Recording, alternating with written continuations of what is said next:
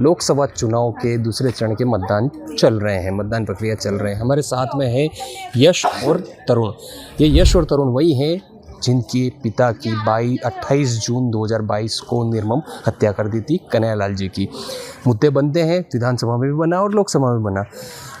पापा के नाम पर राजनीतिक मुद्दे बनते हैं। भाषणों में उनका मुद्दा भाजपा कांग्रेस पर, कांग्रेस भाजपा पर। चुनाव में मतदान करने के लिए आए, क्या सोचते हैं? देखिए, मेरा तो यही मानना है कि जो मेरे पिताजी का केस है उस पर किसी भी पार्टी की तरफ से, भले वो भाजपा हो या कांग्रेस हो या एनी कोई भी अदर पार्टी, मैं नहीं चाहता कि इस मुद्दे पे राजनीति हो, क्योंकि मुझे ऐसा लगता है कि अगर मेरे पिताजी के मुद्दे से राजनीति जुड़ती है तो इस केस को लंबा खींचा जा सकता है। हम यही चाहते हैं कि सिंपल तरीके से इस केस का न्याय हो और हमें जल्द से जल्द इंसाफ मिले और अपराधियों को जल्द से जल्द फांसी की सज़ा मिले। क्या स्टेटस है केस का?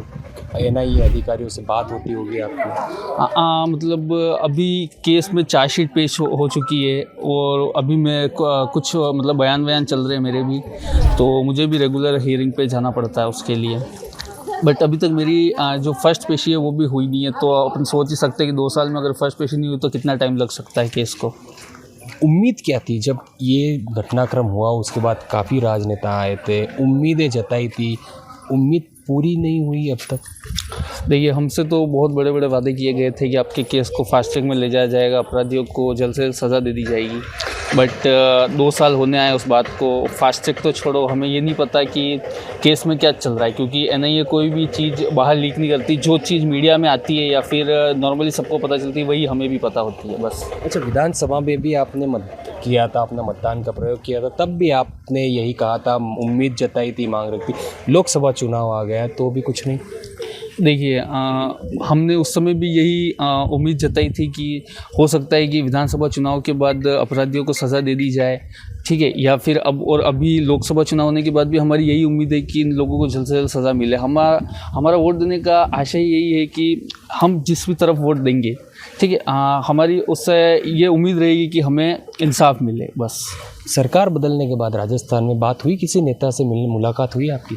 सरकार एक्चुअली में अभी रिसेंट कल परसों ही ये जो बीजेपी से मन्नालाल रावत जी है, ये घर पे आके गए, और इनसे पहले मेरी ताराचंद जी से जो कि कांग्रेस के उम्मीदवार हैं उनसे भी बात हुई थी। सीएम से बात हुई? हाँ, थोड़े टाइम पहले ही मैं जब जयपुर गया था केस के लिए, तो मैं सीएम साहब से मिल के भी आया था। तो उन्होंने कहा था कि जैसे ही ये लोकसभा चुनाव होता है तो हम आपके केस पे प्रेशर डलवाने की कोशिश करेंगे पूरी ऊपर से।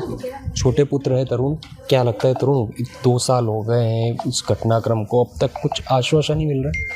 सर वही हम भी यही चाहते हैं, मतलब 2 साल होना है अभी तक। जो भी पार्टी आती है मतलब हमको यही कहते हैं हम जल्द से जल्द केस को मतलब निपटारा करवाएंगे, पर अब 2 साल होना है अभी तक कुछ कराने। हम ये चाहते हैं कि हमारे पिताजी को जल्द से जल्द न्याय मिले। कुल मिला के न्याय मिले और राजनीति ना हो इस मुद्दे पर, जो कि यहाँ पर एक दर्दनाक और चौंकाने वाली घटना हुई थी। एबीपी न्यूज़ से विपिन सोलंकी, उदयपुर।